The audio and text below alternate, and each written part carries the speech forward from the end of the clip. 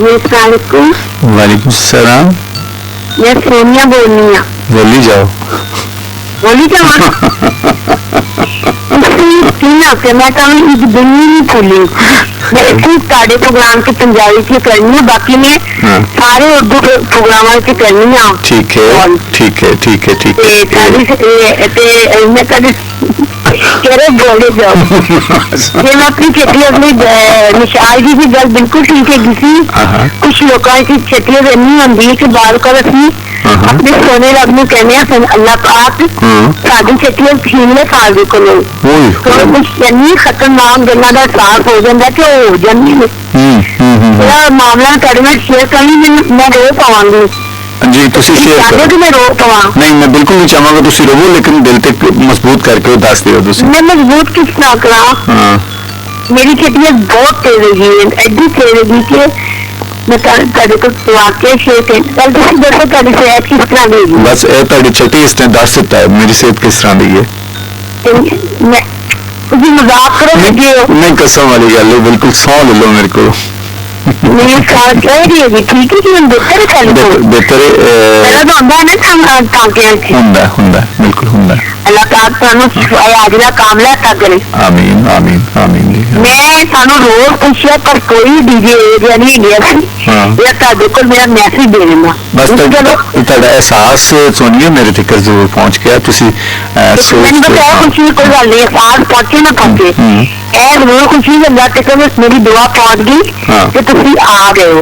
आमीन, बहुत मेहरबानी बहुत मेहरबानी। मैं आपको दसनी कि जदे मेरी वालदा फौत होने लगी सी ना ते उन्होंने कोई 15 दिन पहले ना मैं सब तो लाडली हाँ सब तो छोटी हाँ मेरे सारे कैंसर की शादी हो गई ते मैं अपनी मां नाल दो पैसे दी सन ते मेरी मां ने ना पंजाबी देना मेरी मां ने ना 15 दिन पहले मैं उन्होंने पाँव तो हो रही थी तो उन्होंने कहा कि अल्लाह पाक जब मैं फौत हुआ ना तो मेरी अपनी मेरे कोल ना आवे मैंने ना मरण नहीं देगी।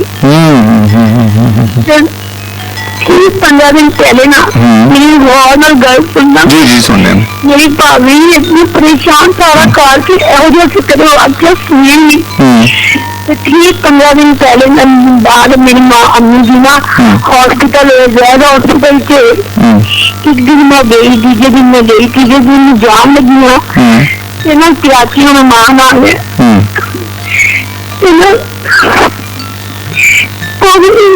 ठीक जब मेरी माँ दम दे रही थी ना मैं इतनी जोर हिली कि मैं क्या भाभी भाभी चुप्पी ना ला मेरी माँ का दम निकल लिया चुप्पी है तो मैंने ना मुझे गले लाया कि नहीं नहीं मैं क्या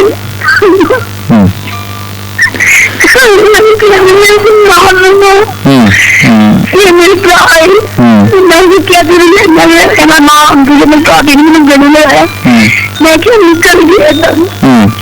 मेरे भरा मिट्टे मिट्टे आए थे कहने लगे सोनिया कितने गई उन्होंने क्या कहा मेरी बहन ने क्या दम निकला मैंने पागल है और मर जाएगी तो मेरे भरा ने क्या मेरी भाभी ने आके देखा तो मेरे भरा कहने लगे ऐसे में मेरी माँ दम दे रही थी और सोचो कितनी मेरे दिल चुना दी थी उधर हॉस्पिटल को दम दे रही थी कि मैं इतनी रोज चीख रही है मेरा दम निकल ले मेरा दम निकल ले वाक्य आके मुझे हो चुके नहीं इतना मेरे भाई ने कहना सर कटना भी नहीं किया तो अभी बाहर ना जा कर सर कट गए के अंदर नहीं कि ना जा तो पीछे भी दुआ मंगनी थी मेरा ही सारों का फट गया खून निकलने लगे और मैं अपनी माँ का वाक्य कभी नहीं सुनानी नहीं मैं कहना कभी यही दुआ करनी है कि मैं पास मैंने किसी चीज का आगाही ना करा कर। अच्छा इसमें एक चीज है सुनिए मेरी गल सुनो एक परवरदिगार का खास करम है कि किसी चीज बारे तुम पता लग जाए ना नहीं और देखो अचानक जो होंगे ना अचानक मेरे ख्याल बहुत ज्यादा दुख होंगे जी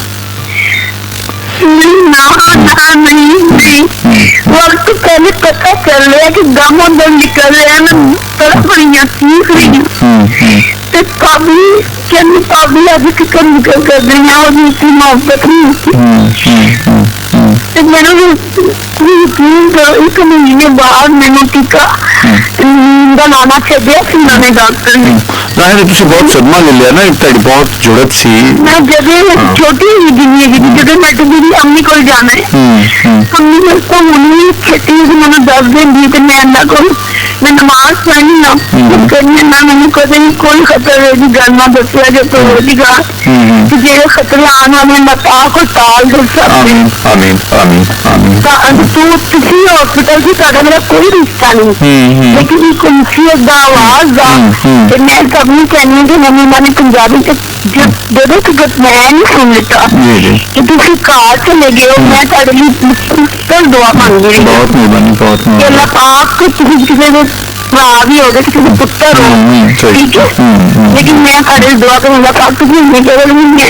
ਆਮੀਨ ਆਮੀਨ। ਬਹੁਤ ਇਹ ਕਹਿੰਦੇ ਨੇ ਛੋਟੀ ਨਹੀਂ ਤੇਜ਼ ਹੋਣੀ ਚਾਹੀਦੀ ਹੈ, इंसान वक्त पहले मर जाते। सोनिया जी बहुत मेहरबानी, तुसी अपने मुशाहिदात साडे शेयर कीते। साडे चैनल तो कुछ भी आना पर जो नहीं बिल्कुल जी तुसी जेनु बार-बार कहना कि नहीं आंदी इत्थे मैं तां दसनी कि तुम यही दुआ करया करो कि वक्त पहले किसी को कुछ ही ना पता चले। सलामत रहो, रब सुना तेरे वास्ते बेहतरी आसानियां अता करे। बहुत मेहरबानी। मैंने सारे कहने की शादी का मैं नहीं करनी, उन्होंने मैं कहते कर लो वैसे दुबई बैठे मैं डिग्री मेरी मना मैं नहीं करनी तो कर लो सोनिया, कर लो। मैं मेरा दिल नहीं कर रहा, मैंने सेकंड ना अगले प्रोग्राम विच ना तुहाडे स्पेशल तुहाडी शादी का मैं जायचा कढवाना है, ठीक है? शुभ कर बड़े आ रहे शादी कराने बल्कि तुम कौन नहीं करा ताड़ी होगी शादी अगले प्रोग्राम से गल करेंगे, ठीक है ना? चलो अल्लाह करे हो तो साडी बड़ी चंगी भाई जी है बड़ी चंगी है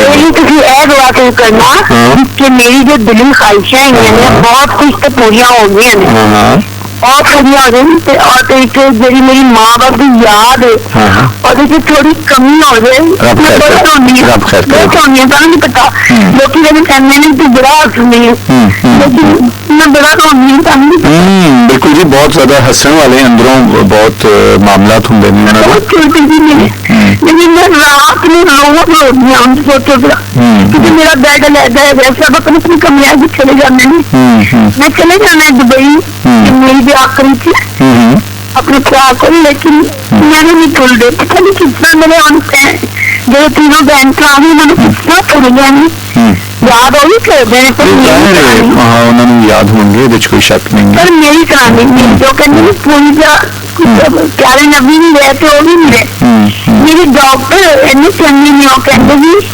सब तो पहले ना रहेगी ख्वाल से बहुत और छोटी जी उम्मीद भी हस्बैंड को कहती है सोनिया का की हाल है फटाफट पूछती है डॉक्टर जी मेरी अम्मी दस जाएगी सोना तो की हाल है तो मैंने सुनिया ना उन्होंने दर्द दिता है तो तुम है कि करिया और तो पागल हो जाएगी तो मैं पागल हो मेरे बच्चे भी तुम पता है साढ़े वालदैन है जी जी माशाल्लाह अल्हम्दुलिल्लाह बहुत खिदमत करिया करो। अल्लाह पाक ने फरमाया कि जो मैनू वेखना है ना तो माँ का चेहरा वेख लो। बिल्कुल कोई शक नहीं, बिल्कुल सही। अल्लाह तुहानू खुशियां दे। मैं सोची थी इन्होंने मैं रोज याद करनी है तुहानू तो तुसी मैनू जल्दी भूल जाओ। नहीं कतन नहीं बिल्कुल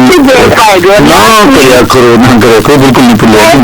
बहुत अल्लाह हाफिज़।